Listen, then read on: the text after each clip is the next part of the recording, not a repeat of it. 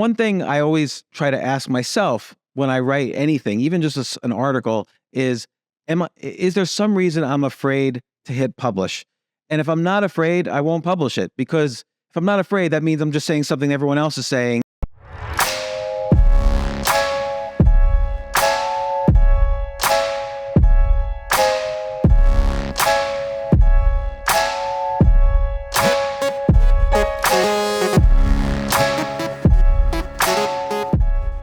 Thanks for doing this. I really appreciate it. Yeah, I like your name too, Fred Pinto. It feels like a comic book name. Oh, nice. I like that. I like comic books. It's like you're the secret identity of some superhero, Fred Pinto. It's like Clark Kent almost. Where does Pinto come from? It's like Italian? It's Portuguese. Okay. It's originally it's a Jewish Portuguese family that took on a Portuguese name to hide their identity during the Inquisition. Yeah. That's very interesting. So you know your ancestors way back then. Well, I know the history kind of, but then it gets to a point like 17th century, like we kind of lose a lot of records, and we don't really have good records of like what their family name originally was. We don't really know. We know they lived in a small town called something del Pinto, and that's why they just took the name of that town. Okay. All right. Good. Yeah. What about Altucher? I actually don't really know where it comes from. Like, I used to think it came from Ellis Island, but apparently it didn't. I found out, and I don't know, because my grandfather's name was Greenberg, and then for some reason he changed it to Altucher, and I have no idea why he would pick such an odd name. So that was an individual decision. Yeah, and I don't know why. Yeah. Oh man, the family histories, man, are really interesting sometimes. Well, it is very interesting, which is why I think in today's digital age, I really encourage people to write a memoir, because think of the gift. Even if nobody reads it, think of the gift you're giving your great grandkids. Like, wouldn't you like to read your great grandfather's autobiography? So yeah, big time. Even if it was 20 pages, bits and pieces. Yeah, all those little puzzle pieces that you figure out. Yeah. No, it'd be really cool. Yeah, you're right. Like the voice, like the audiobook. Like, I have no idea why my grandfather, who I knew, but I was young when he died. I mean, I was 10 years old or something. I have no idea why he made some of the decisions he did, which I'd love to ask him now. Yeah, and that information is like lost forever. Yeah. Yeah, forever. So that's what's cool about this era with the podcasting and everything. Like, any of us can just create these libraries of content, right? Recorded content, video content, and then we just pass it on to future generations. Yeah. Yeah. No, and I don't think enough people take advantage of that. Like, it's one thing when you post an Instagram photo, like, oh, we're celebrating, hey. But I'd really like to know, what were the hard decisions that my ancestors had to make? Because, like your ancestors, they had to decide, okay, we're going to live, and we're going to change your name, and this is how we're going to do it, and this is how we're going to survive, and this is how we're going to convince people we're sincere. Like, there was a lot of decisions they had to make that were life-changing, that affected all of their descendants. So true. And so much of history is speculative because of that, right? We know a few facts here and there, and we have to invent narratives in between, but we don't really know. We don't really know the actual that's mechanics. Interesting too. Like for instance, we all just assume that George Washington was a great human being, President of the United States. He gave up after 2 terms. He refused the title of king, blah, blah, blah. But, that's because our perspective and context was he was a great American. That's what we learned in school. But there's another history where he owned slaves, he chased after escaped slaves, and so on. So other people might not share our perspective, but we're not taught that in school. And we don't really spend the time learning that as adults. Like, why should we? I feel like we can explore a lot of this stuff in fiction, or like in we would have a TV series about it. And it turns out he was like this total Grinch, and he'd make all these offhand comments, and we'd just be turned off. It would change the sort of the heroic figure we get from the history books. But you're right. A lot of this stuff does get explored in fiction. Like Brad Meltzer, for instance, speaking of George Washington, Brad Meltzer just wrote a book about a novel about his, basically George Washington's FBI. Like, he had his own internal intelligence group, and used that in the Revolutionary War and so on. It was interesting. But he doesn't know the history is not very clear, so he had to do it as a novel. Yeah, it's kind of cool. And we kind of do that anyway, right? Even though we know, like, even when we know the facts, we'll go back after the fact and like rewrite narratives that kind of selectively sequence the facts and we'll leave this stuff out and we'll emphasize this aspect of it. So we kind of do that anyway. Right. I mean, everything has some context based on what you're trying to explore. Like Ryan Holiday's a great example. You know, you've had him on your podcast. When he looks at Stoics, he's looking at it in the context of how were they as philosophers, but they also had to make some very morally, ambiguous decisions in many cases. Absolutely. What's cool about Ryan is that he really knows the lives of the Stoics too, not just like what they wrote. So I thought I asked him a question about, they didn't really emphasize empathy very much or like transcendence. They were very like serious and dour. He goes, well, yeah, maybe if you read the books, you'll get that impression. But if you look at their lives, they were husbands and fathers and members of the community and artists. And they had empathy. They had like, if you look at the details of their lives as models, it paints a way broader picture than what you'd get from just reading the philosophy book. And that was such a good point. Yeah, that's absolutely true. I mean, because now when you think of, someone's very stoic, you think that means like they can handle tragedy and grief and so on. You don't really think of the philosophy. You think of like just the meaning of that word in the English language. But Ryan's right. Like as he always points out, some of them were slaves, some of them were emperors, and there's a lot of emotional spectrum in between. So big time. So I want to talk about your journey. I mean, this process of preparing for these podcasts is always amazing because I kind of get to delve into the world of a really interesting human being. And in your case, your career reads like a really fun, but also kind of crazy roller coaster ride. I mean, you built and sold many companies. I think you're at over 20 companies founded or co-founded, going back to the 90s. And I hope I'm not aging you too much, but I'm going kind back of to the 80s. 80s even. Oh my God. Right. And I mean, you've run a hedge fund. You were a seed investor in Buddy Media, which sold to Salesforce for over $700 million. You've kind of done it all. You hear this term serial entrepreneur these days. Like everybody's a serial entrepreneur, but it must be funny for you because you're actually a serial entrepreneur and you've been for decades. And I you've really also would had like to meet a serial entrepreneur, like an entrepreneur who invented a new cereal. Like that would Right. be fun because cool. I feel like cereal is like a done product, like Kellogg's and Quaker Oats and so on. They did the whole thing, but it'd be interesting now if someone made a new cereal. But anyway, sorry, that was just a thought. Right. The phonetic aspect of it for sure. But you've also had a lot of the ups and downs that come with that kind of a journey. You built, I mean, you tell the story of how you built at some point very early in your career a personal fortune of $15 million and lost it all 2 years later. Yeah, living a kind of a rock star entrepreneur life. You seem to have a very experimental, like freewheeling approach to entrepreneurship in life. Where does that come from? Is it something, have you always been this way or is it something you discovered and developed along the way? I think it's more something I discovered along the way. Like, experimental means a couple of things. One, it means you try new things. So that's always been part of my sensibilities, that I've always been interested in trying new things. But the notion of an experiment as like in a scientific way, that's something I had to learn along the way. And that's as a result of going broke, not just once, but several times after having made money, that I didn't really, an experiment is a way you can safely test a theory without harming yourself. So, they didn't just sort of, when they make a vaccine, for instance, or when they make a medicine, they test it out on mice and then they test it out on human tissue. They do a lot of experiments before they start like gulping down large quantities of some new medicine, which could kill you. And so an experiment is always, I have this idea in theory, I'm going to nibble a little. I'm going to figure out a way to test out this theory as well as I can. Like maybe I have a theory, I could sell a new kind of cereal to kids. Well, okay, don't just raise $50 million and have an ad in the Super Bowl. Make something and see if your kids like it or somebody else's kids like it. And that's an experiment, for instance.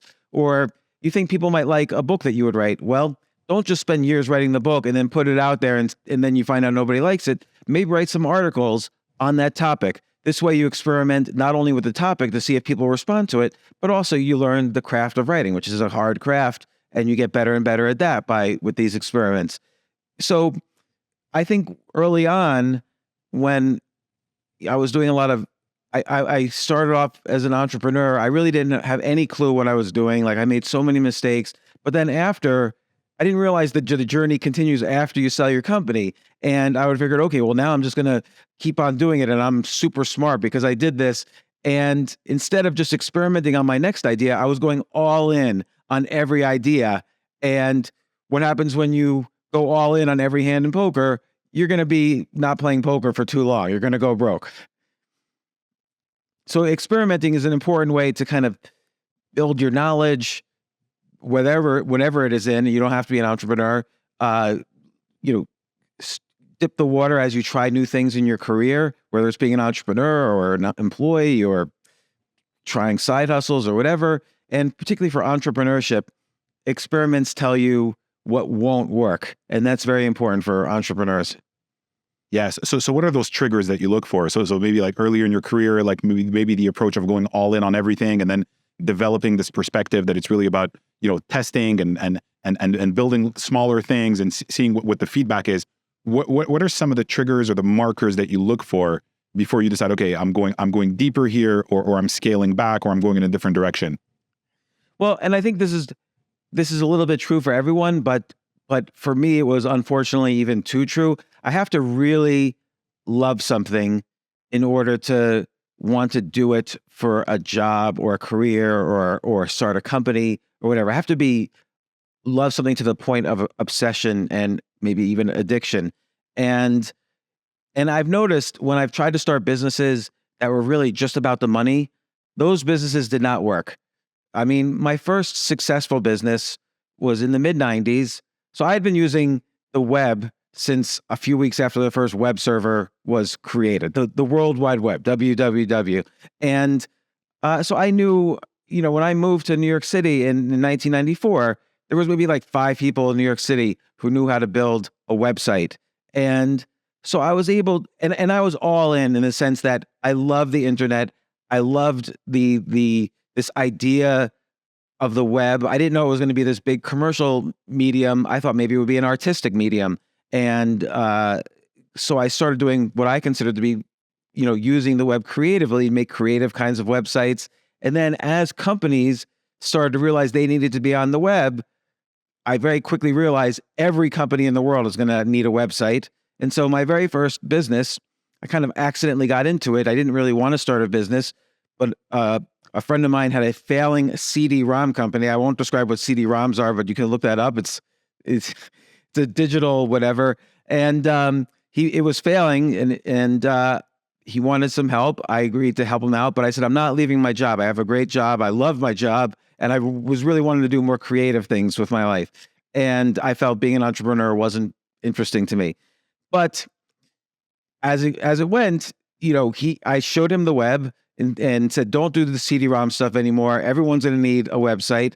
Then simultaneously, AmericanExpress.com, they needed a website. They asked their accounting firm, Arthur Andersen, which no longer exists, how to do it. Arthur Andersen asked an ad agency. The ad agency asked a consulting firm. The consulting firm asked my brother-in-law, who was the guy I was helping, and my brother-in-law asked me. And I said, yeah, let's do AmericanExpress.com. I had $0 in the bank. I had never had a single dollar in the bank in my life. And suddenly we're getting paid this enormous amount of money to me at that time to do AmericanExpress.com. And a light bulb went off and I said, I could have some money and still have my job. Because when you're younger, you have energy. I would work all day at my job and then at night build websites, and one after the other, every company needed a website. And I was very good. Like, believe it or not, this was an actual discussion you could have with companies at the time. They would say to you, why do we need a website? What's it for? And then somebody actually has to sell them. And that would be me, sell them on the idea that they needed to make a website. And this is what the future is going to look like.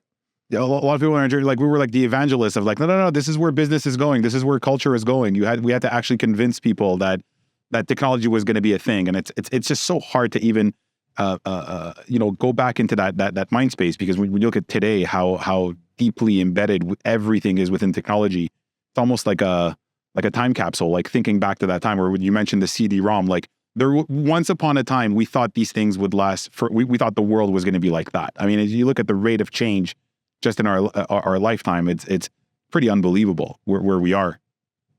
Yeah, it's true, because it was only a few decades ago, again, the 1990s is not that long ago, that, people had no idea what this web thing is. Oh, this was a common thing. Everybody said, oh, I'm never putting my credit card onto the computer. That's ridiculous. And, and then you had, these enormous IPOs, like then it became financial. Like nobody understood what the web was, but they were like, oh, if I add a .com to my name, my market valuation of the stock market's going to go way up.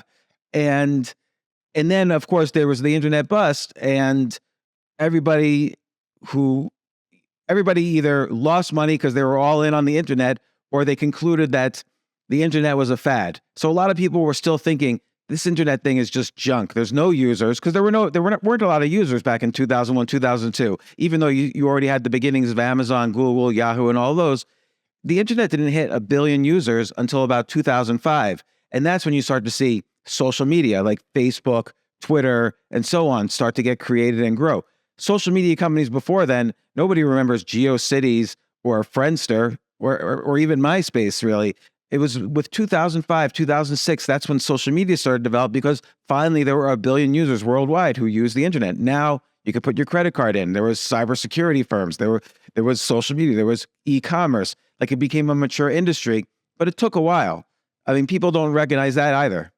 Credit card was huge, I remember, because that was a big bottleneck. It was like there was a lot of activity on the web, but then it was like, I'll never put my credit card on the internet. There's just no way. Like the security aspect that took like years for us to cross that threshold. Yeah, and it was a lot of little experiments along the way, and fortunately there weren't 1 billion users, because then they all would have lost money on their credit cards or some credit card fraud, and then the internet maybe would have gone away. Who knows? But so I was a passionate believer, though. Like I really loved the idea of the web. The very first website I did was HBO.com, and I convinced them that since they also do such amazing original TV shows, they should do original web shows. And they said, the CEO of HBO said to me, knock yourself out, do whatever you want. So I made little mini websites for all their TV shows. So it was like a normal marketing website. And then I made what I thought was an HBO style web show, which maybe was the first podcast or web show out there. I called it 3 a.m. It was at hbo.com/3 a.m. Obviously doesn't exist anymore. And it was me interviewing people in New York City at 3 a.m, like on a Wednesday night. Because if you were out at New York City at 3 a.m. on a Wednesday night, not a Saturday night where everybody's out, but on a Wednesday night, you're up. I found out pretty quickly, you're up to no good. And I did maybe, and then I would put up 4 interviews for them a week, and there would be a nice design, and sometimes, very rarely, but sometimes there would be video, and it would take an hour to download.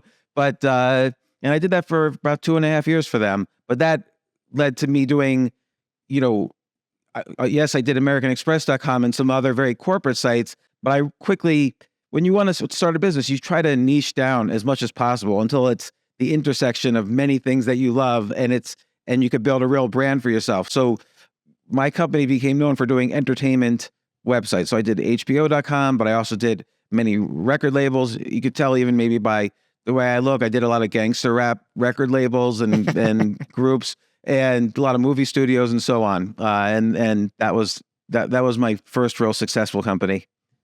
So how do you go from the world of entertainment to the world of finance? Because you've done a lot on the finance side as well.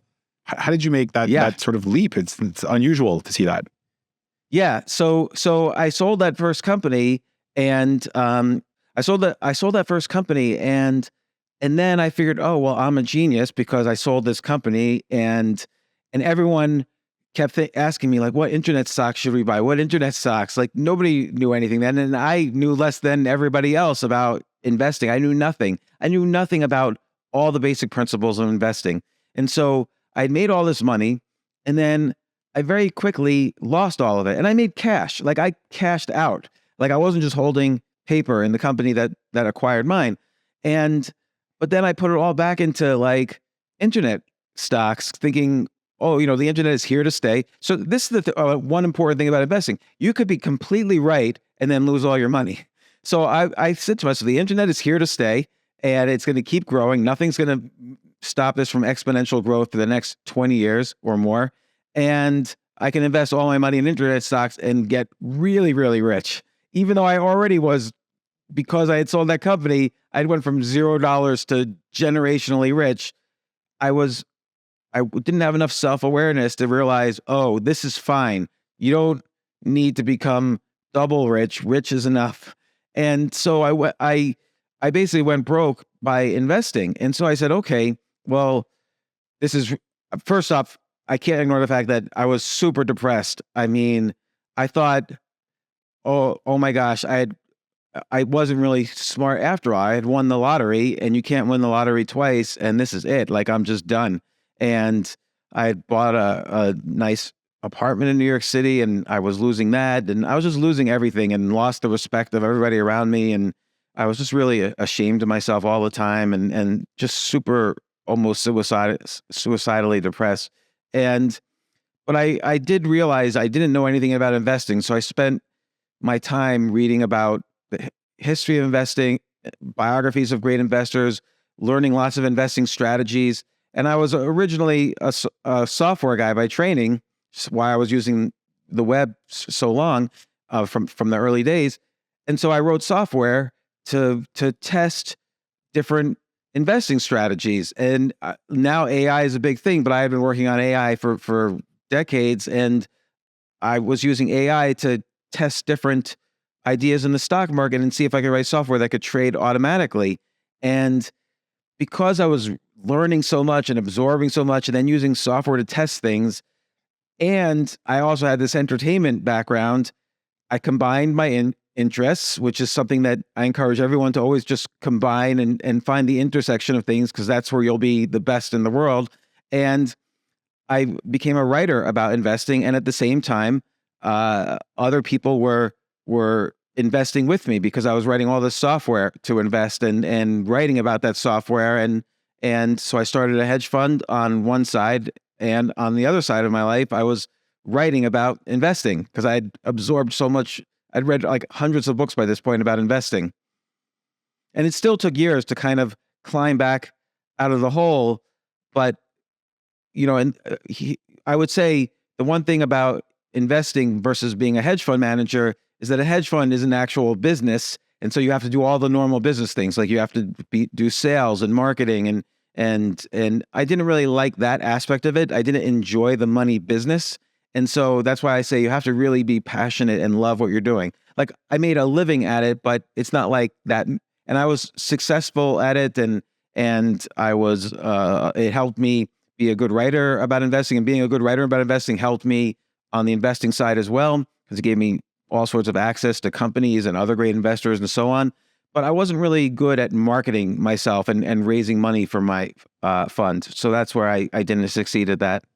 It's a very interesting Gen X storyline of like the exuberance of the .com, and then the ups and downs of that, and then after that having to sort of like build a real business, like or like just go down to the fundamentals. But between the two, because I hear you about the sort of a theme that I keep seeing in your life story is reinvention. You seem to constantly be reinventing yourself, and you sort of went through that first big sort of, let's call it, failure, and with all the sort of the social aspects of that as well.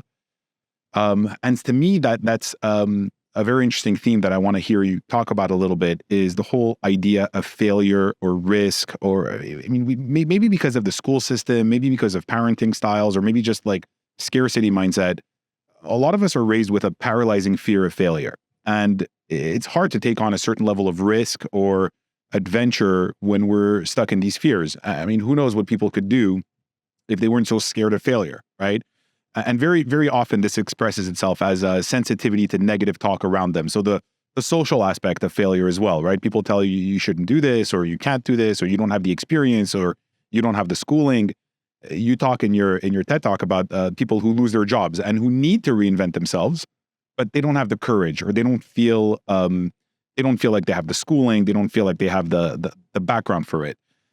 How do you frame, and especially like this sort of moment in your life when you had to kind of rebuild yourself along more, let's call it more fundamental lines, or you had to gain more self-awareness?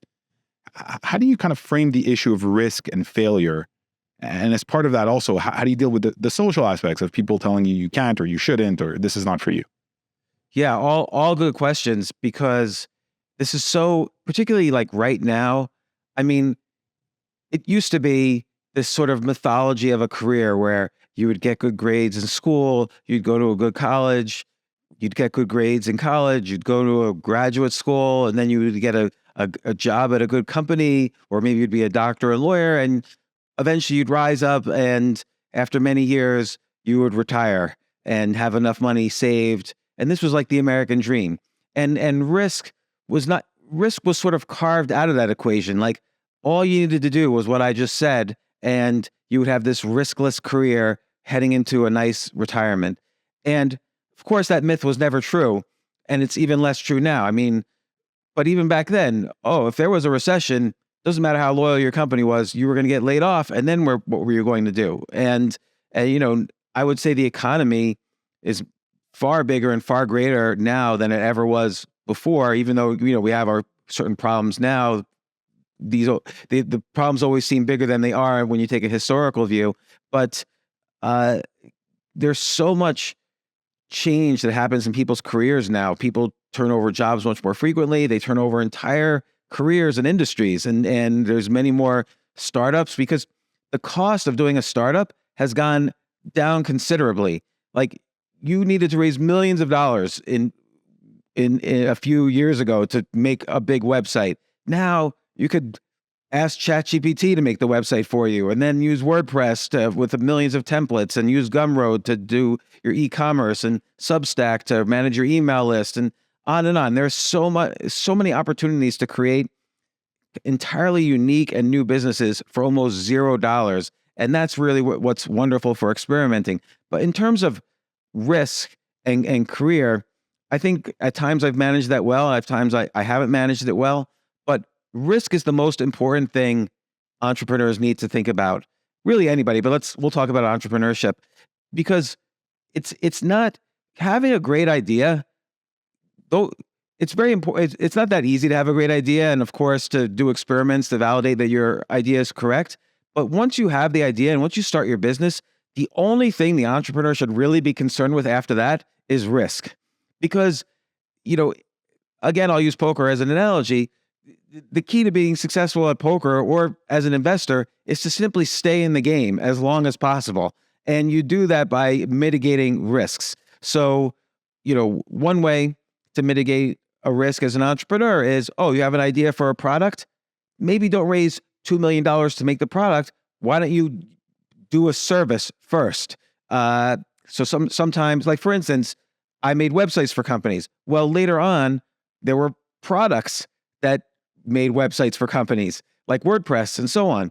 But since I didn't have any money to start with, and I wrote a lot of software myself to help me make websites, but I was a service business and I was profitable from day one. And if a client ever fired me, if one of my customers fired me, then I would, have to scale back employees. But that was my main risk. I never really was in risk of going out of business as long as I had even one client left. But so because a service business, you don't have to spend all this money up front making a product, or where you could then bleed to death by not selling your product. I only hired people when I had clients. Fortunately, at that time, I never really had to scale back because more and more companies needed websites. So it was a good business to be in. That, of course, is another way to mitigate risk, is find an industry that's growing exponentially, and that minimizes risk considerably. If I was going to go into the air conditioning business, believe it or not, that's a lot more risky than in the 1990s going into the making websites business. Although for many people, it didn't seem that way because the internet seemed risky. But there are so many ways as an entrepreneur to mitigate risk. Maybe take the podcast business. You build up an entire community of people interested in entrepreneurship. That gives you comfort that you could start a podcast and have listeners pre-baked into this. And then you could call advertisers and say, I have this community. Maybe you could be interested in advertising or whatever, however, you develop your podcast. Again, mitigating risk is the key. And that's the main thing I've probably learned from failing so many times, is that you have to figure out what techniques to use to mitigate risk. So here's a valuable technique. When you tell an idea to someone, most people are going to say to you, oh yeah, that's a great idea. Go for it. You should really do that. That sounds really great. I would use that product if you made it. Everybody, all your friends tell you that, and even some people not your friends. But that's not valuable information. That is useless. That's almost placebo information, because you make the product and guess what? Oh, I was planning on buying it, but I'm buying this other thing this year. I'll buy your thing next year or whatever. Yeah. Everybody will have excuses. So you don't really know anything when people give you positive feedback. But if someone says, I would not use what you're describing, then you could ask why. And they say, well, it seems really hard for me. I'm not like, what do I need this product for when I already spend 24 hours a day with other products? Why are you going to now give me a new product? Or whatever. I have one friend, he had an experience where he developed a software that detects viruses, and his roommate from college was the decision maker, the CTO of a major top 5 internet company. He goes to CTO, they bring out all their people in the tech group. He brings all his employees, and the CTO of this major internet company says, oh my gosh, if we had your software, it would save us $40 million a year.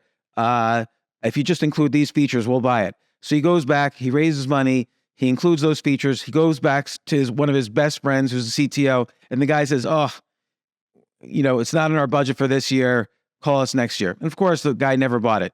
And it's because he had other things he was buying that would save him $50 million a year instead of $40 million a year. And again, negative feedback is a valuable tool that people don't take advantage of to, let's say you've been into real estate, right? Fred, you're a real estate person. A little bit. And so if you're, let's say you're a real estate agent and you're selling a house, and everyone passes through and say, oh yeah, we love this. We'll let you know. We'll call you. It looks very good. We love it. Of course, they never call. But if someone says, you know what? I just went out back. The basement is filled with rats or whatever. Now you have something you can deal with. You can mitigate the risk. You can remove the rats from the basement or find out why they're there. And now you've mitigated risk. And that's why negative information is more valuable than positive information. I love that. Why doesn't somebody use something?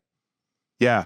Negative feedback is huge. People today, we want positive reinforcement, positive feedback only. But you're right. In the positive feedback, there could be not lies, but I mean, you can sort of make reality more pleasant than it actually is. Whereas the negativity, at least you have a little bit of truth in there. So I've heard that in negotiation tactics as well. When the person tells you no, when you're trying to close a deal, the person is telling you no. That's an opportunity for them to tell you the truth. Also reminds me of a piece of advice I heard from Bill Gross, who's a guy who's built multiple unicorns. And at some point I was in an event where he was talking, and somebody in the crowd asked him, how do you innovate? So how have you built so many innovative companies? Where do you get all these innovative ideas? And he says, without a doubt, our number one source of innovative ideas was always the place where companies are taught to sort of neglect or look away from, and that is customer complaints. Customer complaints is the place where you will get all of the ideas for product innovation that you'll ever need, because your customers are telling you, they're giving you negative feedback. That negative feedback has a lot of information in there, how you can make the product better, how you can make the user experience better. So I think that's a really important lesson for entrepreneurs. I think today there's a lot of the environment tends to slant very positive around entrepreneurship stuff online, because we all want to feel good. We all want to give positive feedback. But the negative feedback is really, really important to sort of listen to as well, because you'll get a lot of, and I think if you approach it as a learner, as you clearly do with your experimental freewheeling approach, you'll kind of look at everything as a test and everything as an experiment.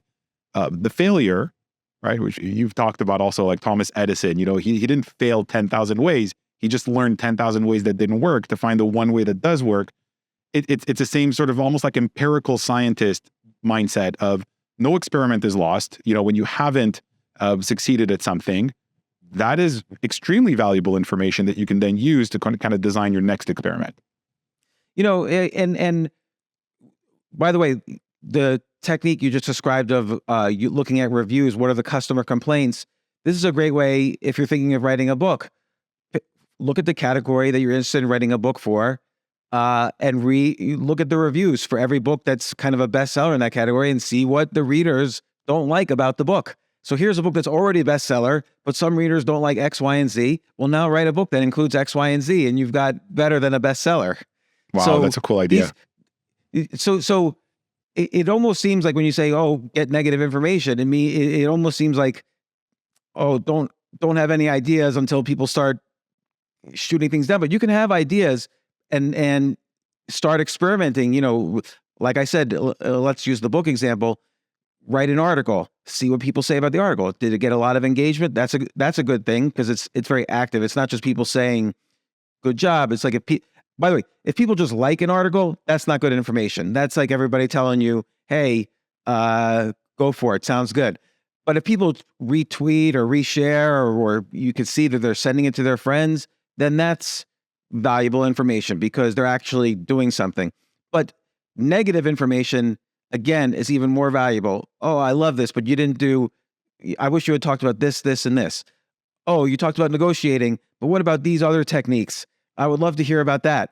And so here you're doing an experiment. Instead of writing an entire book, you're writing an article, and then you're looking for the negative comments to see what you could learn from them. I did a book once called The Power of No, and it's probably behind me somewhere. And it was, and what I did was I wrote an article first called The Power of No. And I described, maybe in this article, I described 10 ways you could say, I'm very bad at saying no to things. And so I had to learn. And that's usually the case with entrepreneurship or book writing or anything, is that first something's very difficult, and then you solve the problem, and now you have knowledge, which you can either use to make a company or write a book or whatever it is. So saying no is very difficult for me. So I wrote an article, which was my story of how I learned to say no. And it got a huge amount of engagement. So that gave me confidence. Okay, this is going to be a good book. And people specifically offered their own ideas too. Like, this is how I say no. This is how I say no. So that gave me information about things I didn't include that I could try for myself and then write that story and include that in the book. And that book was a major bestseller. That's really cool. So how, I'm interested in your process of how you set up. You talk about your 100 experiment strategy. When you start being really interested in something, you'll just do a bunch of experiments and start to learn from them. How do you set that up? How formally do you set it up in order to extract the learning? Or is it just, I almost get a sense with you that you're constantly trying a million things, but do you also layer in a little bit of order in that process where okay, this is what I'm trying to test. I'm trying to write a book. Okay, so you do sort of sequence it logically to kind of, you set it up for learning, right? You're not just like, as much as you possibly can. I mean, it's with each domain in life, it's a little different. Like, writing a book is a great example because you could first write a tweet, and then you could write an article, and you could write more than one article, by the way. And so you could just test different ideas that are going to be included in the book, different stories, which stories were interesting to people, which stories were not interesting to people, which concepts were interesting to people, and so on. But like, there was one period, and this is kind of, I've done, like you said, my career has sort of been a roller coaster, and that's really for better or for worse. Sometimes I look back and I say to myself, I wish I had just had one interest that I loved the whole time and, pursued that, because is a danger of becoming a jack of all trades, master of none. But there was a 6-year period where every night, pretty much 7 nights a week, I would go up on stage and do stand-up comedy. And to the point where I owned part of a comedy club, and I got really just obsessed with comedy. I would watch comedy all day. I would write comedy. And so there's a lot of ways you can experiment in comedy. So for instance, I was having trouble with one-liners and just coming up with really quick comebacks. And so I went on a New York City subway which is probably the most unfriendly audience you could have, because they're just trying to get home from work. They don't want to hear some guy making bad jokes. And I would do, from one stop to the next, I would try to do an entire set of comedy, and then I would switch cars on the next stop and do it again. And I videotaped myself. I mean, I had someone follow around and videotape, and then I was able to look at it later. Okay, what types of one-liners were working for me? What wasn't? What type of behavior was working for me? What type of engagement with people was working for me? What wasn't working? And by the way, and this was an experiment, I figured, hey, this was kind of interesting. This was almost like a late night talk show. I had this audience on a New York City subway. What else is in a late night talk show? Well, there's usually a celebrity guest and a musical guest. So I had a friend of mine who had just written a book. I had him come on the subway with me, and I interviewed him on the subway. And then we talked to other people sitting around us, what they thought of this person. And then I found a guy who was busking, just hitting like garbage cans, like drums in the subway. He was really good at it. And so I had a musical guest. And so this experiment turned into, a 20-minute video that I packaged as a late night show. And I sent to an agent, and he said, not interested, but that's fine. That was an experiment of making my own late night TV show with this unusual format,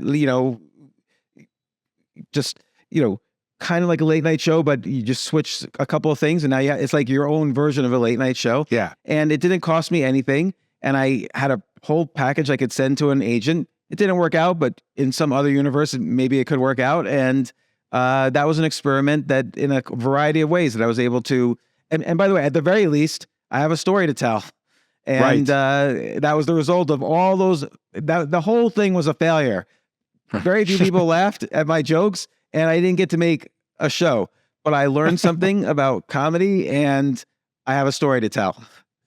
Yeah, that's like sometimes the skills that you acquire, right, you'll be able to use in another context. And that's what that jack of all trades approach. I mean, we're taught in the school system, in a lot of ways, your approach is almost diametrically opposed to what we're taught in the school system, which is essentially like learn via regurgitation, or like just a set, like a series of tasks that you're supposed to execute in one particular way.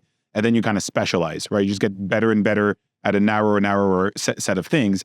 Your approach in a lot of ways is the opposite of that. It's like, you know what? I'm just going to like keep experimenting, learn, pick up skills all over the place, pick up knowledge all over the place. And then eventually you might, use that productively for, a business or something. But I have a feeling there's also a little bit of fun. Like you're also, right? Like you using kind of the passion as a North Star for deciding whether you want to do something or not. How much of it is like, okay, it needs to turn into a business, needs to turn into a show? And how much of it is also like, you're having fun along the way also? Well, that's a good question. And I think sometimes I've, focused too much on the things I love instead of, particularly early on, like, I have to keep thinking about making money and building a business and so on. Like sometimes I get too obsessed with what I love. I'm willing to sacrifice a lot. You have to always keep a balance in life between, your family life, your career life, and the things you love. And hopefully they all can intersect sometimes, but they're not always going to intersect. And I think I was, particularly during those comedy years, I always wonder, what if I had just focused on, investing in businesses and starting businesses? Maybe, I would have made my own Uber or whatever, but I didn't do that. I just focused on comedy to the suppression of everything else.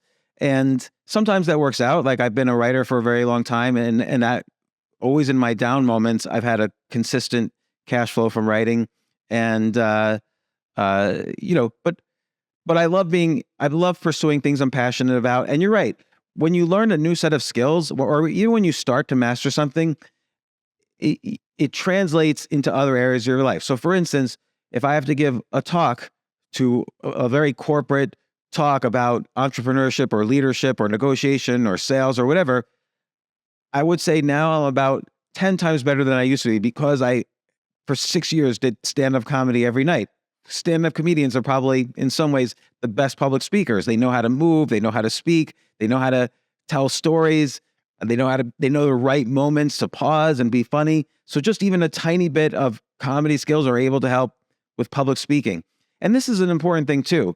You don't have to be the best in the world at everything you do. A lot of people, they won't do something unless they can be the best in the world at it. But it's very easy to learn the skills to be in the top 1% of the world. So let's take a game like chess, for instance. There's 600 million people around the world who play chess. So to be in the top 1%, you have to be in the top 6 million chess players, which, okay, get a coach for a few months, read a book or read some books and do some studies. You'll get into the top 1 or 2%. And that means you're better at this one thing than anybody you know. And it's worthwhile to get good at things because then it helps you to stand out. I'll give you an example. One of my daughters was having trouble getting into college. And by the way, I was against all my daughters or all my kids going to college. I'm not a big believer in the benefits right now of college education versus the cost and the time, but just having trouble getting into college. So I said, why don't we try something? Instead of you trying to compete to get into whatever college, that you're having trouble getting into, take a year off and do some interesting things. So I said, you could maybe you could take chess lessons, you could travel, you could work for some charity, you could take race car driving lessons. There's not many women in race car driving, professional race car driving, and on and on. We came up with some ideas together. And she decided, okay, I'm going to get race car driving lessons, which cost almost nothing. She got a professional race car driver's license, participated in some races. Guess what? A year later, she got into every single school like that she applied to. So if you stand out, you become simply in the top 1% of something, and then you stand out, you're different. And that's what people want different. Better to be the only than the best. And that's a very important thing. It's a very interesting model because it used to be, you're exactly right. It used to be, if I'm not going to be, a professional, let's say, or if I'm not going to make a living at something, there's kind of no point, right? If it's not going to be, but again, with your approach, it's a lot more multifaceted. You can pick up, 10, 20, 30 of these skills really, and then kind of set yourself apart in a different way. And then have perhaps options that might not be available to somebody else. When you say like hunt for intersections, right? Then you start to have all these different, it kind of reminds me of another idea that you have the spokes and wheel approach, right? Where it's like, okay, you have an industry that you're interested in, right?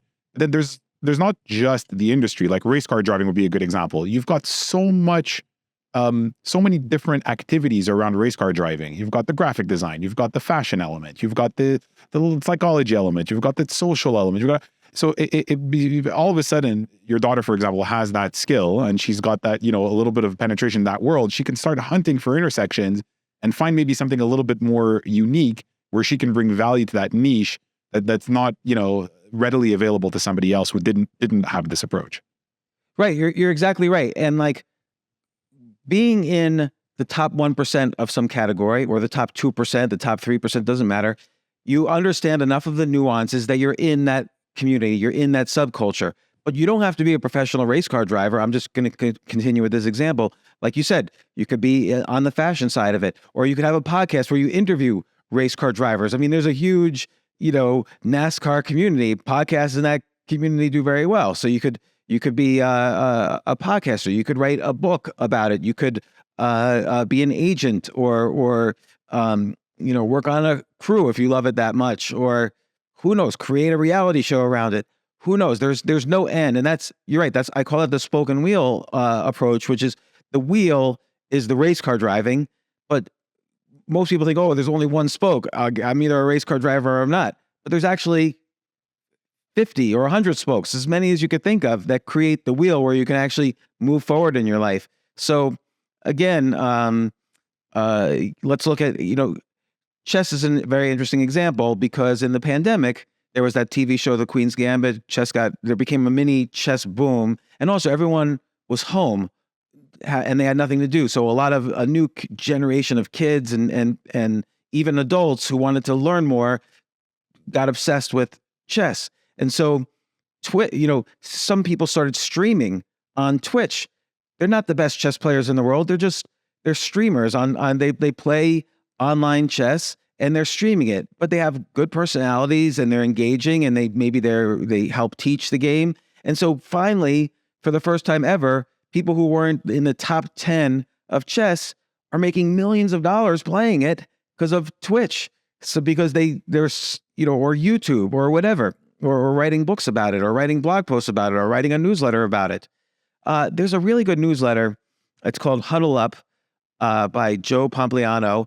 He was like a bond trader before the pandemic. During the pandemic, people started working at home, and he was always obsessed with sports, but he went to college, studied business, then started working at a bank and became a bond analyst or trader. I forget exactly what he was doing. But now he had some time, so he started a newsletter taking the intersection of these things he was passionate about. What is the finance of sports? So when, for instance, let's say somebody buys or acquires a basketball team, well, how did they value it at $3 billion? What were the metrics? And how does that compare to how other basketball teams were valued? Or what's the breakdown of how people make money if they do the entertainment at halftime in the Super Bowl? Do they make money? No, it turns out they don't make any money. Why would they do that? What other metrics are they benefiting from? And so every day or 3 times a week, fascinating stories about the intersection of business and sports, which nobody had ever really covered before in kind of a media format. Very interesting. So that's where the intersection of multiple things becomes extremely valuable. And I also, that's really good. Really good example of that spoken wheel approach. And also hunting for intersections when you have these diverse interests. Because let me just say one other thing. If you're in the top 10% of, let's say, finance, and you're in the top 10%, not even the top 1%, you're in the top 10% of sports, of knowledge about sports.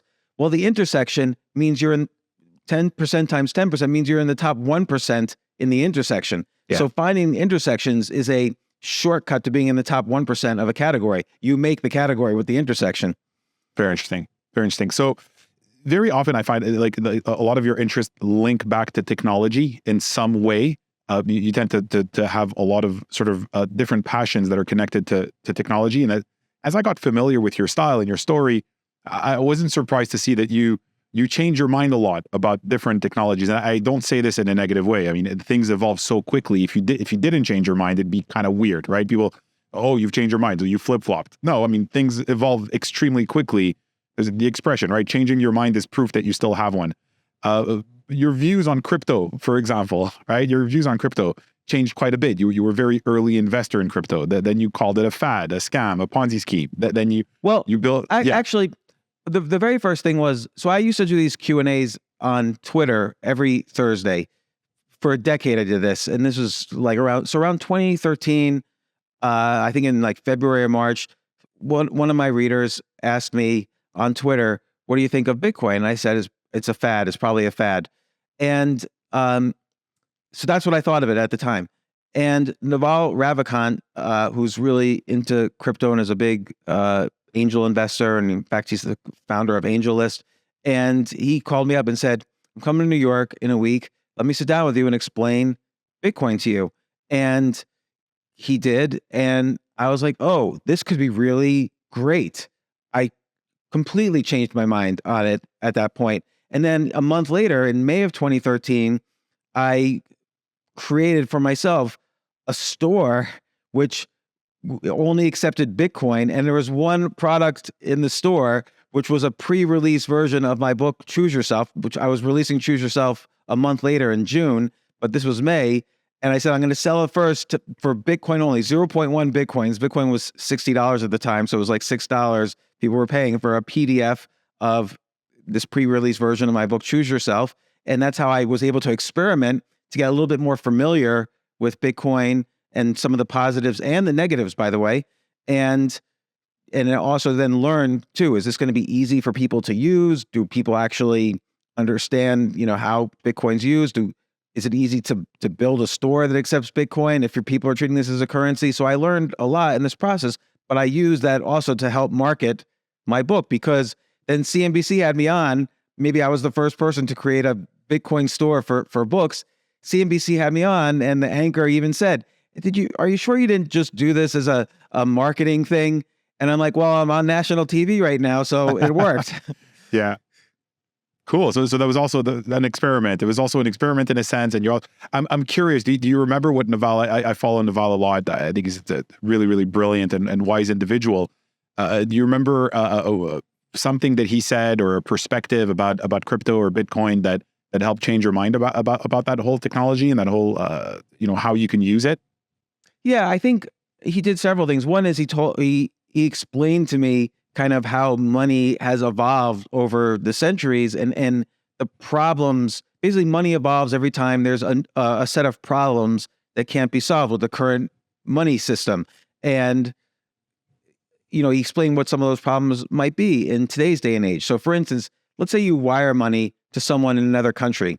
Well, it goes from your bank to your local Federal Reserve Bank, to the Federal Reserve, to the SWIFT wiring system, and then all the way down through the central bank to your friend's bank. And it's like missing for 2 or 3 days. It's like in the process, your money was sent, it's going to get there. And you call your friend, you get the money. If somebody has my money, somebody has it for these like 5 days, And there's fees every step of the way. So there's a huge amount of fees baked into the monetary system right now. And there's potential for mistake every step of the way. And that's happened. And there's also potential for lack of privacy every step of the way, which also occurs in countries. And so these were some basic problems, even if I just want to send money from me to you. And these were all problems that crypto solves. And by the way, it's not just with money, but crypto solves it with the sending of any kind of information. And money his point was money is information. And I thought that just by itself was very valuable. So nobody even to this day knows how successful or unsuccessful Bitcoin will be. But it did wake me up to the fact that there are many problems, of which what I just described was just one of them. But there are many problems in the way the current system is just set up. Another problem is, like right now, we see this in the economy. The Fed has been raising interest rates. Well, before that, the Fed had been, during the pandemic, the Fed was decreasing interest rates and printing money.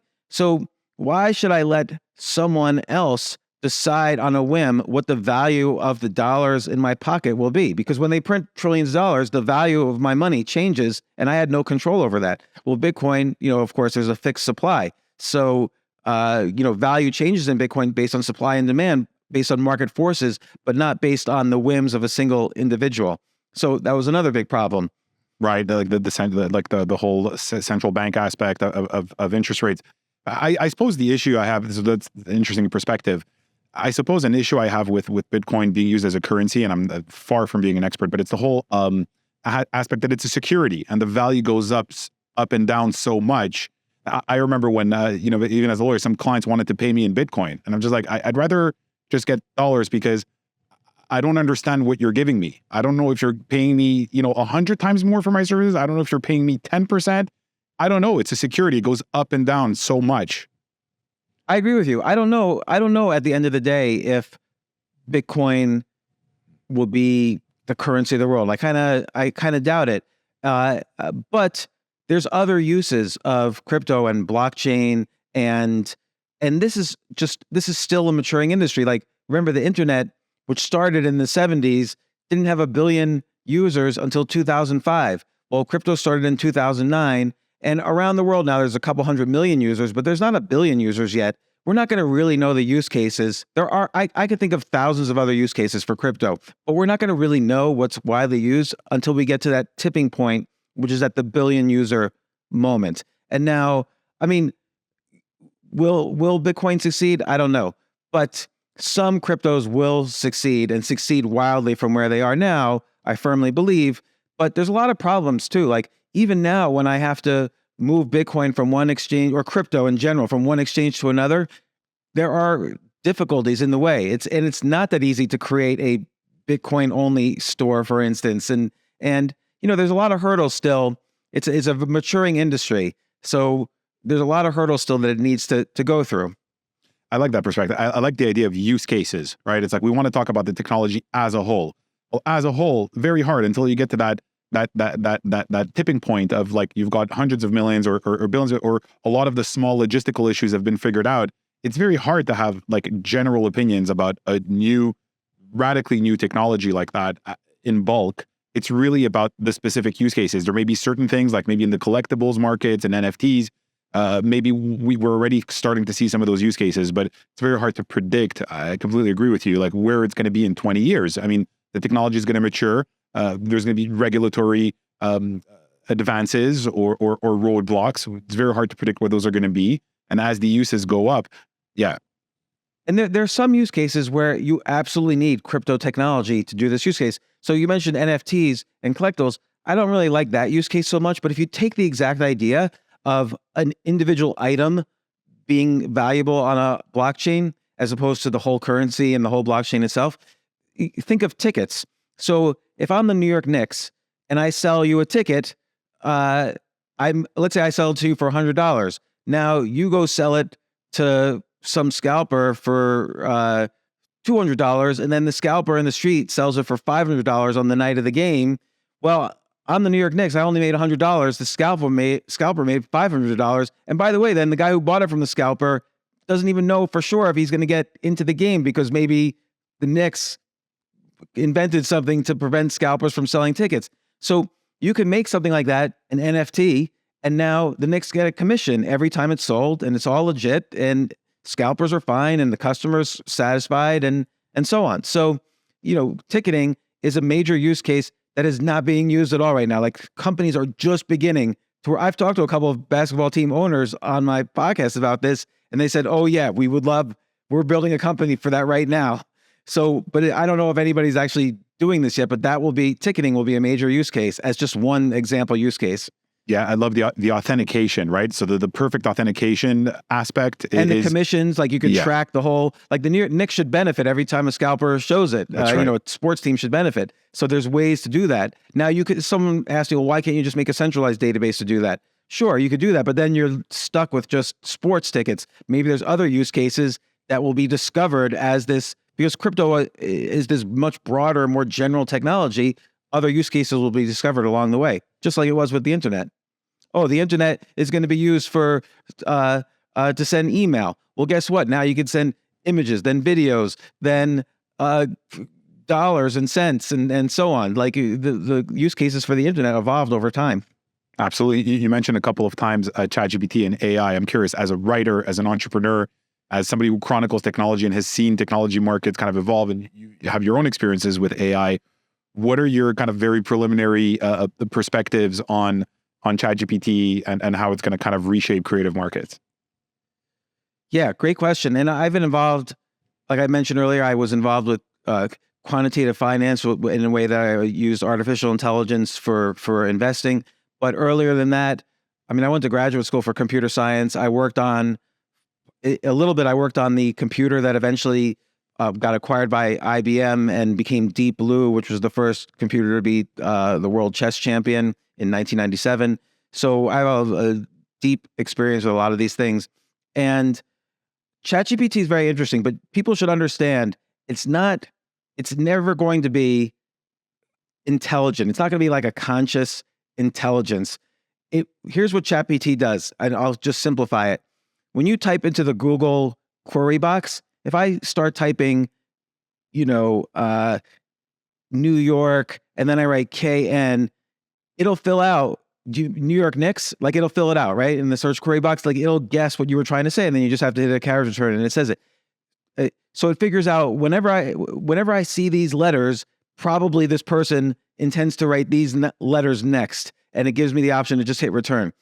So ChatGPT does the same thing, except much, much more impressively. It takes all of everything ever written, from books, Wikipedia, Reddit posts, tweets, Facebook updates. It takes everything ever written in history. And then when someone types in, what is the climate going to be in the future? ChatGPT stops you and says, oh, here's what the climate will be in the future. Now, it's not figuring it out. It's just on all the trillions of pieces of text it has, it's figuring out what probably the next words are that is a good response. I was going to ask you, is it fair to say that it's kind of almost like a probabilistic reconstruction of where that exploration should go? And is that maybe why sometimes it reads as a little bit generic? It's because it's that... Yes, absolutely. Because also, it's not going to take chances. It's not going to do... first off, here's what it did, and I don't want to get so much into the details, but for a good year and a half, it took all this massive text, and all it did was use supercomputers to crunch all that text into millions and millions and millions and millions and millions of categories. So if it takes, you take Bob Dylan lyrics, and it says, oh, if I see a sentence that is a Bob Dylan lyric, it instantly knows, okay, this is in the category Bob Dylan. Maybe this is in the category girls with red hair. Maybe this is in the category of people lying in bed and their hair is shining because of the sun. And so there's millions of categories. It figures out the context and everything of what the query is about. And then if it says, oh, come up with another lyric like a Bob Dylan lyric, it already knows all the Bob Dylan lyrics and all the other categories. So it says, okay, well, I'm going to come up with a girl who I'm in bed with, who's got this color hair. Maybe I'll put in another color. Maybe I'll have a different thing, something else that rhymes with bed, or maybe they're sitting someplace else, like on a bus, whatever. I don't know. But it also has a category of romantic lyrics. And then it might come up with a bad lyric. And so for a year and a half also, after the initial ChatGPT model was done, the GPT-2 or 3 or whatever, they used manual labor, workers in Kenya, they were paying $2 an hour to basically chat with the pre-chat GPTs and say, this response is good, this response is good, this response is bad, this response is bad. And so it learned so the first stage was unsupervised learning, where it divided everything into categories. Second stage was supervised learning, where humans would tell it, that's a good kind of response, that's a bad kind of response. And it learned after a year and a half with millions of entries, what good responses were and what bad responses were. And now when we use ChatGPT today, we're part of the experiment still. It's learning what's good and what's bad, what's going to engage the user and what won't engage the user. And so it's always going to get better. So now to your question, that's how ChatGPT works. It's just probabilistic. It's some parts of it is unsupervised learning. Some parts of it is supervised learning. Now going forward, absolutely, it's going to change every industry. And I'm not saying this in this like, oh, AI can do no wrong sort of way. But look, if you're a logo designer and you outsource and you people outsource their logos to you on Upwork or Fiverr or whatever, instead of doing one job a week, you can now do 10 jobs a day because of Midjourney and DALL-E and ChatGPT and so on. And it doesn't mean you're going to be fired, because I don't know anything about graphic design. If I want to make a logo, I'm not going to really trust a non-human. I still want a human to like hold my hand through this. I want to tell a human, oh, I need a logo that's like, make a logo of me like Albert Einstein-ish a little bit and blah, blah, blah. And then they'll use the different AI programs and interface for me and send me a logo. Maybe they can't charge $20,000 for logo. Maybe they can only charge $200, but they're going to be a lot more productive. AI is going to drastically increase productivity in probably every industry. And it's a good thing. That's a good thing. People aren't going to net. That means more companies will start. That means more people will be hired. The net result will be more jobs created. People are worried, oh, my job's going to be taken by AI. It won't be. In the long run, more jobs will exist. More high-paying, good jobs will exist in the future than now because of AI. I worry about this. I think, oh, writers, will nobody be interested in me writing a book anymore? Not that is like a source of income for me, but I like to write. But people always, if you want to beat AI, just be unique and have a unique life and have unique stories, because the AI is only learning from the past. Right. Is it almost going to force us to be more human? Because like you said, it's not going to take chances. And at the end of the day, we're still trying to create value for humans, right? So is it almost going to force us? This is a question I wonder what you think about that, James. Is it almost going to force us to be more unique and more human in the creative chances that we take? Because if we try to be generic, we're not going to be able to be as productively and efficiently generic as an AI. I mean, let's say you're a local newspaper of some local town in a suburb of wherever, Cleveland. I don't know. I'm making it up. And okay, you should fire all your reporters, because the reporter used to go to the city council meeting and then say what happened in an article. Well, now ChatGPT can already do that better. It could summarize the transcript and in a relatable way. You give it, parameters. This is what a journalist writes about. It could only be 500 words and good sentences and so on. And also ChatGPT knows all the laws ever passed by the city council in its history. So it'll be able to relate that into the article. But what if you want to keep your job at the local newspaper? Oh, maybe you go up to somebody, you investigate some city council person who was involved in a scandal, or maybe have a conflict of interest on the decision that was just made. And now you bring your own, let's say you're trying to get a source to talk to you, you bake them a cake, and now they talk to you for whatever reason. So you have to find ways to, AI is not going to contact or find a source that's going to tell them secret information. Think of the history of the Washington Post, one of the greatest newspapers ever. Okay, the most famous thing that ever happened to the Washington Post was during President Nixon's career. It was Watergate. Woodward and Bernstein, famous reporters now because of the movie All the President's Men, played by Robert Redford and Dustin Hoffman. They had a source called Deep Throat who had inside information on what Richard Nixon was up to. AI is never going to be able to do investigative journalism like that. I love it. So that's human as opposed to just reading a transcript. That's right. We're running out of time. I just want you to chime in quickly. You had this really hilarious public spat with Jerry Seinfeld, and it relates to some pretty interesting thoughts that you have around cities and how they're declining. And I know you're a proud New Yorker. You've been living there for a long time, and you've identified some trends that worried you about it, and that they're pretty compelling to me in general when you look at the fate of cities and the future of cities. So increased prices, cost of living, rising vacancies, which eventually kind of translates into rising deficits. I don't know if you saw just today, the state of California is defaulting on decided not to pay some kind of a big federal loan during COVID. I mean, you're starting to see these rising deficits, even at the state level. And eventually companies leaving, especially in the wake of remote work. And then all of this kind of creates a situation where very easily you get one factor like a pandemic, and they can very easily become kind of inhospitable to the human population. And so you wrote a piece about this in the New York Post titled "New York is Dead Forever," a little bit of drama in there. And then for people who don't know, so Seinfeld comes out, writes a column in response to you saying, okay, well, so you think New York is dead. He calls you a putz. I mean, this is kind of like really hilarious back and forth with this. And his core argument is that, well, cities are resilient, cities have grit.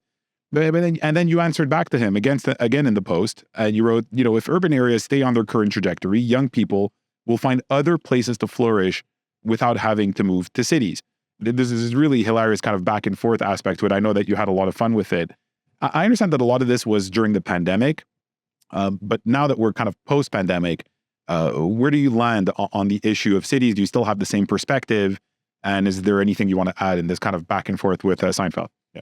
I wrote that in August 2020, and it was really just a regular post. I didn't think anything of it. But one thing I always try to ask myself when I write anything, even just an article, is there some reason I'm afraid to hit publish?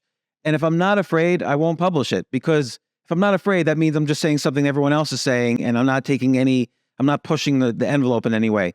And I was a little bit I paused before I hit publish, and I asked myself, what am I afraid of here? And I was afraid because I'm a very optimistic person, and all my articles are usually very, very optimistic, like the way I described AI now. Nobody's going to lose their job and so on. Or net, there will be more jobs in the future than in the past. But this was the one article where I didn't really have a solution. I presented a problem, but I didn't know what the solution was. I was not optimistic. I wasn't necessarily pessimistic, but I didn't know what the solution was going to be. Hence that title, New York City is Dead Forever. Like, I couldn't figure out what was going to turn things around. And I'll just stick to New York City as an example. I love New York City. I'm from New York City. I lived there for most of my life. I'm good friends with the mayor of New York City, Eric Adams. He's been on my podcast a bunch of times, including after that article came out where we discussed it. And, but then millions of people read this article. It was the most viral article I've ever even seen, let alone write. I mean, Joe Rogan talked about it on his podcast. Rush Limbaugh, when he was alive, he read it word for word on his radio show.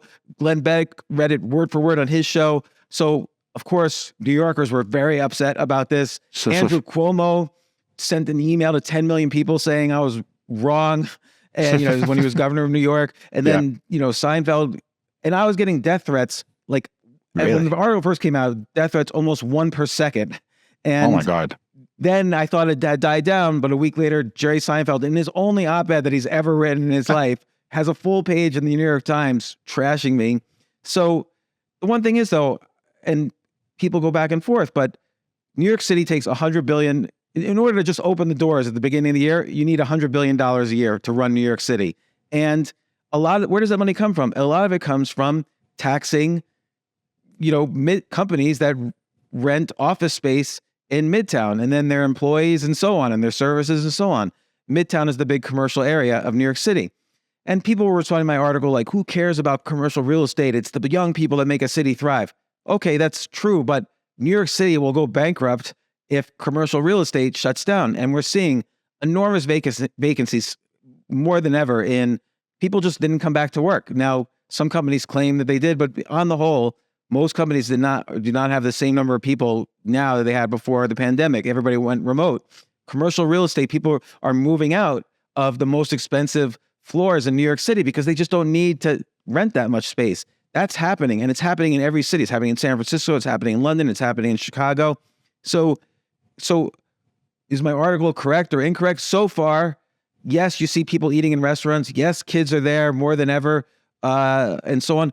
But the main point I was making is that what are you going to do when you can't fund firefighters, garbage men, police, teachers, which is a problem that California constantly experiences, but now New York City is experiencing it. And it's 2.5 years later, everything I said in the article has been coming true. So, we'll see. I hope to God New York City is alive and well forever and ever. I have kids live there. My family's there. I love New York. I'm a big fan of Eric, who's now I've known him since he was way before he was mayor. Now he's mayor. I'm very happy for him. And look, Seinfeld has his opinion, but he wrote his opinion from, a mansion in the Hamptons with his 300 Porsches parked in the garage.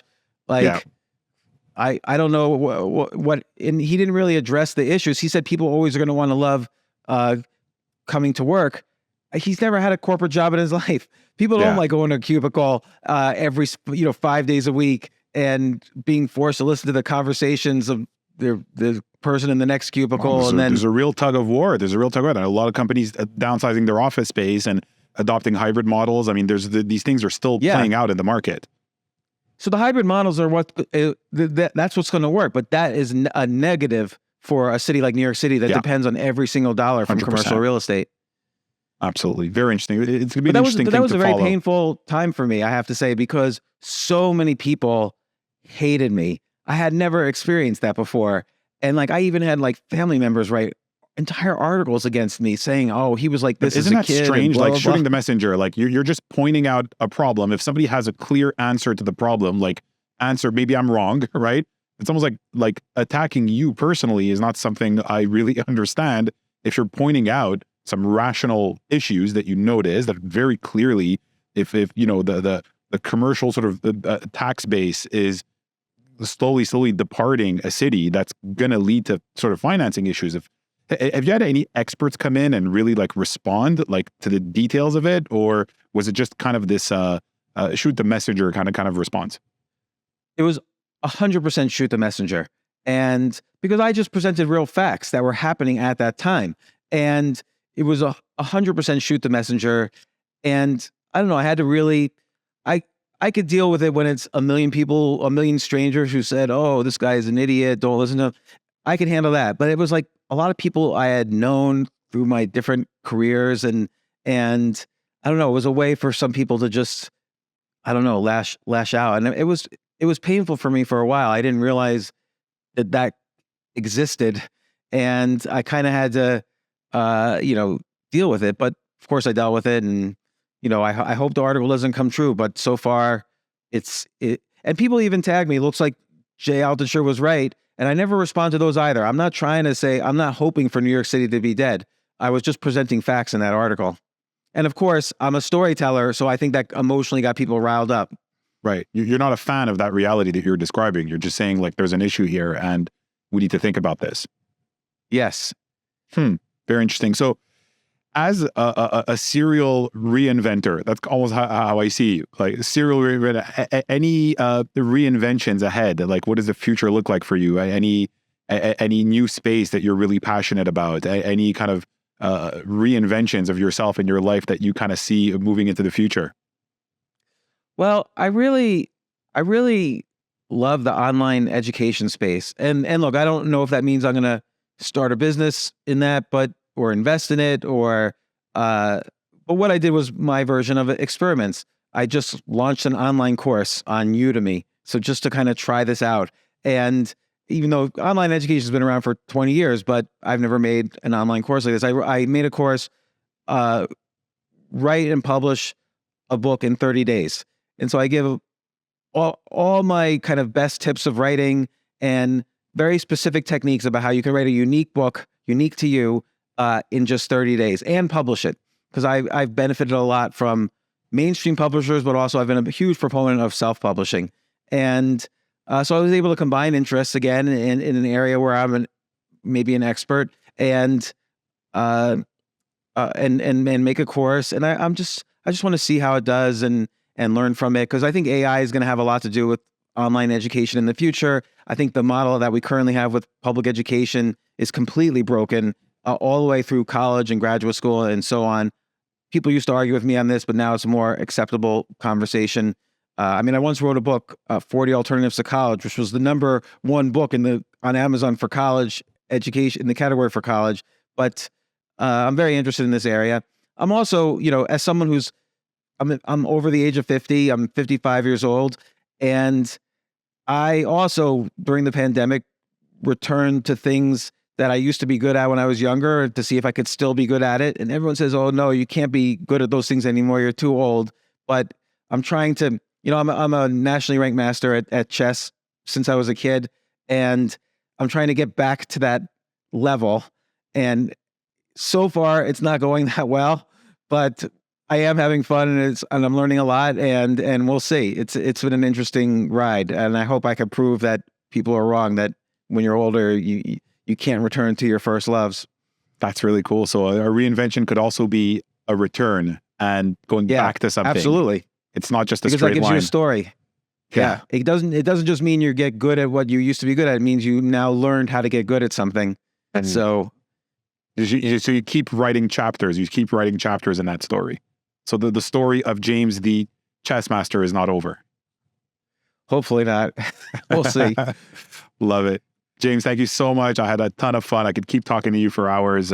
Thank you so much for doing Fred, this. I had a lot of fun too.